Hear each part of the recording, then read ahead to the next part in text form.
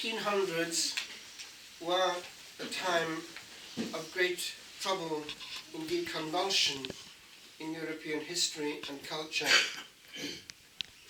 One can talk, I suppose, not about the Protestant Reformation as much as the Protestant revolt, because it became in areas quite violent. And that's not a good sign. One doesn't do theology with high decibels. The Lord calmly answered back with his providential grace. And we see in this same troubled century a pattern emerging. That same providence of God, ever generous and ever caring, from within the bosom of our Holy Mother the Church, raises up giants like the one that we feast on this day. Anthony, Mary, Zachariah. He was aware that to have a holy fold, one had to have a holy shepherd. And the best way to make sure that that happened was to give them a safe haven themselves. There's a good English word actually still in use, it's fellowship. A priest out there on his own, talking only to lay people, is by osmosis brought into the mode of thinking of the lay people. A priest with other holy priests all the time is sustained and kept safe. He does not need other friendships, for instance. So they spur each other on. And there was also a fringe benefit, and he became aware of it. It's this: if you can also magnify the vertical hold and have a great deal of gratuitous praise, solemn liturgy, well executed hours of the day, then you have also the witness value and the angelic value of praise, the praise of glory. And so quite a few new families start to emerge at this time with these characteristics of priests living their priesthood together and praising God well. He took as his model the great apostle of the Gentiles, St. Paul, although they were known popularly as the Barnabites because of the church that they had the use of in the beginning. There were others too. Camillus of Lelis, and we have a relic of his heart actually here nearby in this diocese. We have Joseph Galazans, Jerome Emilian, and we have those great founders and reformers of that period that are very well known. The Jesuits were so powerful that the even political authorities were afraid of them in some countries. And of course we know the good they did underground in England under terrible torture of them. And then in the contemplative realm we have the likes of St. John of the Cross. Now actually he was going to go from the Carmelites, to which he belonged, to the very strict Carthusian order. But the providence of God intervened. He accidentally bumped into the somewhat older, but therefore more mature spiritually and humanly, Teresa of Avila. And she persuaded him to come on board with what she was doing, and what the Lord was obviously doing through her, reform the Carmelite order.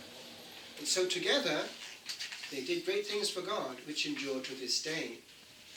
So that interior life of the church also was being upped, as it were, at that time, and that is the secret. It's not then human programming, but divine grace free to act. God glorified, I insist, gratuitously. It's different. Then there were others too. There was the movement in Rome, which was kind of popular as well, but yet divine and mystical in orientation at the same time. A very good blend, which, by the way, our own John Henry Newman appreciated. And I'll come to that in a second. It's what happened through that same providence of God with the Apostle of Rome, as he's called, Philip Neri. He was a great mystic.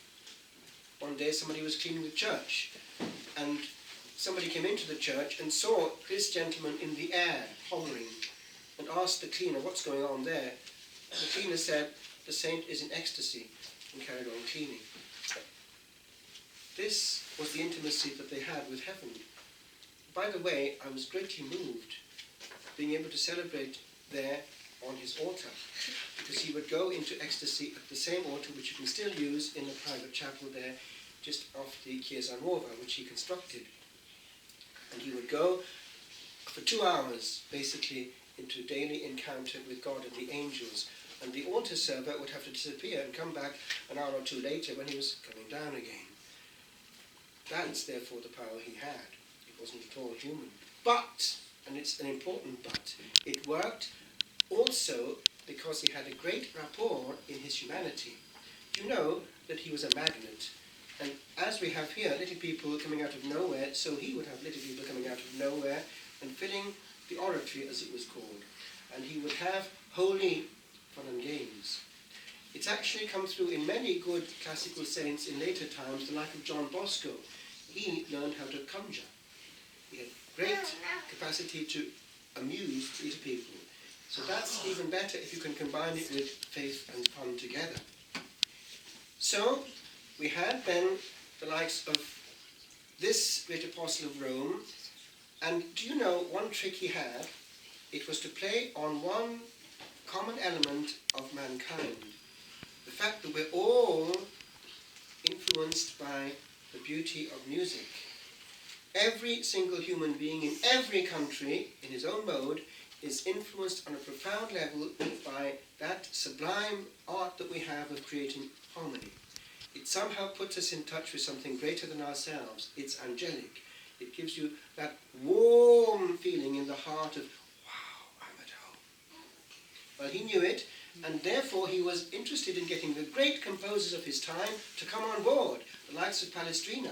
So we had coming from there the new tradition of these polyphonic celebrations, which actually still happen in some countries like Austria, which never had the Reformation.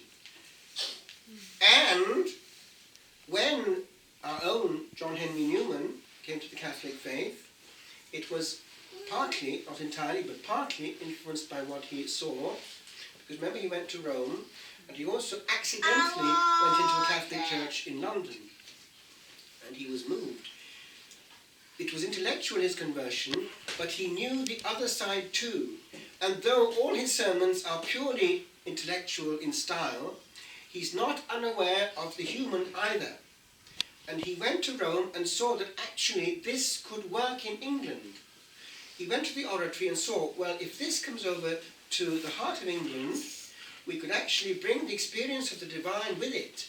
It's great evangelization. And do you know that he himself took on board the direction of the choir at the Birmingham Oratory and learned himself to play the organ because he knew the importance of the vertical as well as the horizontal.